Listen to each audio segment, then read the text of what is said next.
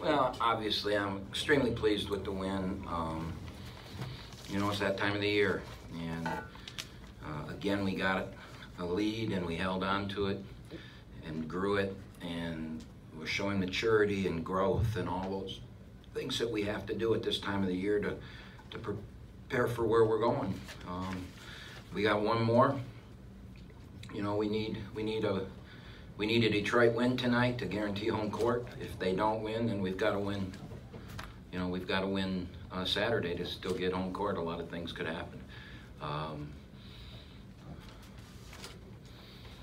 think if we get a Green Bay loss, then I think we're okay too. But I'm not 100% sure that such a moving on it. So we're going to sit and wait and see what happens in these last 3 games. And move forward from there and get ready to play on Saturday. You know, it's senior day. Oh, we don't have any. Sweater vest day. It is sweater vest day, and it's of course the day that we go into the stands after the game and we show our appreciation to our fans. And we've got, you know, our fans are tremendous. We've averaged in the league play, we've averaged 3,400 a game in league play, which is just outstanding. And you know, we played a bunch of games over break, and we didn't play at home in the whole month of December. And for them to stick with us and stick with this team and watch this team grow, I'm really pleased. Questions for players? Kamari, when you score the ball, it seems like this team plays pretty well. Normally, you know, you have that reputation as a shooter, but you've shown flashes of scores, moves here this season. You're a capable scorer. Is there a question in there? Yeah, I mean, you've shown that you're a capable scorer. Yeah, I work on it every day. Just not shooting, being versatile. You know, working on different finishes at the basket, fakes, drawing contact. Just a lot of different stuff to score. I work on it. So. Trey, you've worked hard on your game your freshman season. How are you feeling about the contributions you're making to the squad now at this point in the season? I think it's big. I know my role is to be stop the other team's best player and then get my little points when I can. But as a freshman, I'm not looking to score all the time. I'm looking just to guard that best player and play that role. So. Trey, has it been a process for you? And I saw you do it a couple times tonight. We're early in the shot clock. If you wanted to, you could have fired a shot, right. But instead you peel it back out, maybe throw it across to the guards and get the offense rolling. Yeah. Is that something that you've worked on internally? It's just, I think that's more of a maturity thing. I know beginning of the season, early in the shot clock, I was shooting dumb shots, but then me playing more, I pull it out, look for JC, Braden, Kamari, look for my other scorers. Me as a player, I like passing the ball more than I like shooting, so.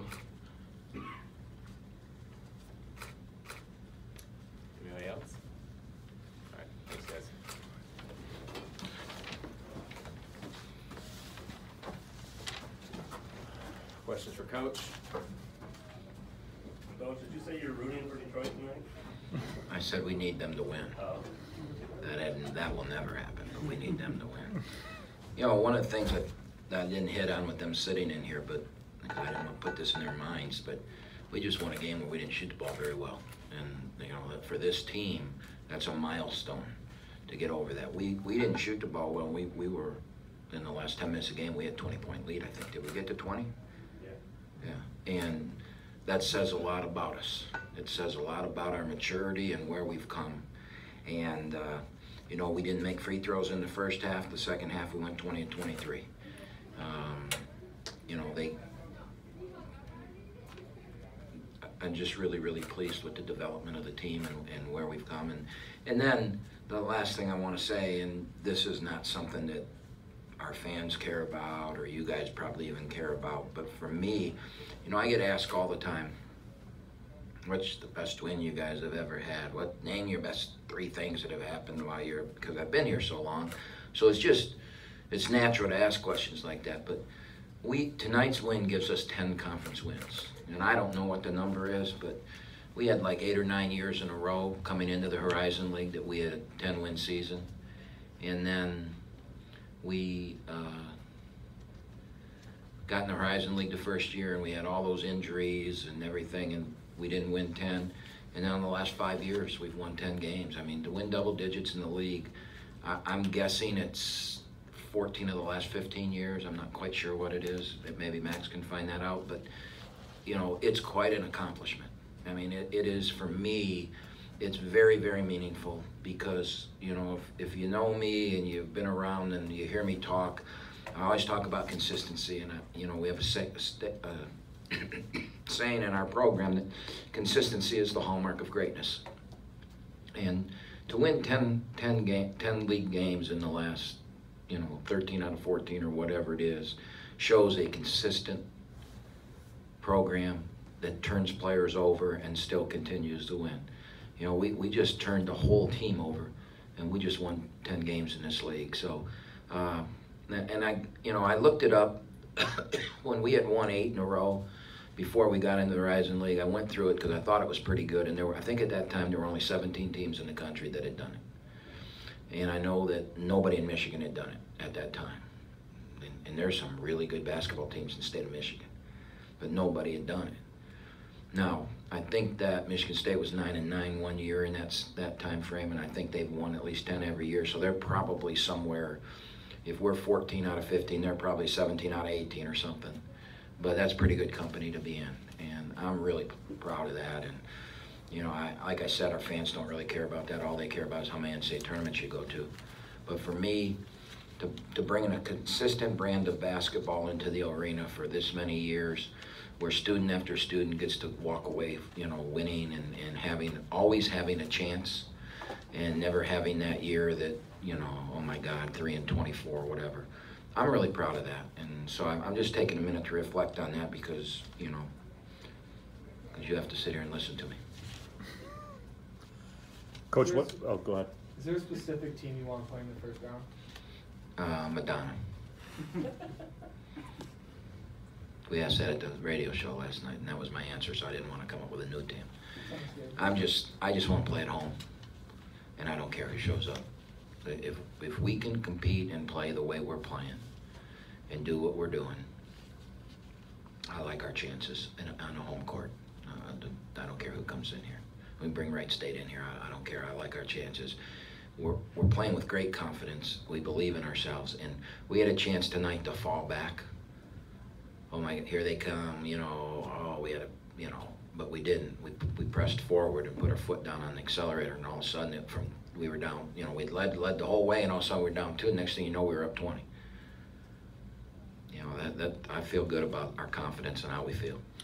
Coach, speaking of that, about feeling good coming into this season, you know, when you look at what the talk was about Oakland and where you would be in the Horizon League, returning basically nothing, how gratifying is it for you, you know, and your program to be, if you get a win Saturday, you're guaranteed to finish at least 3rd in the Horizon League.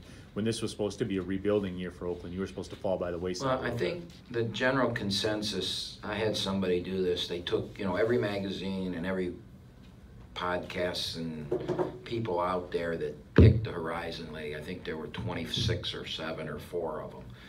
And our general consensus, if you added up where we would be, was 6th to 7th, somewhere in there. We were as high as 4th and as low as 8th.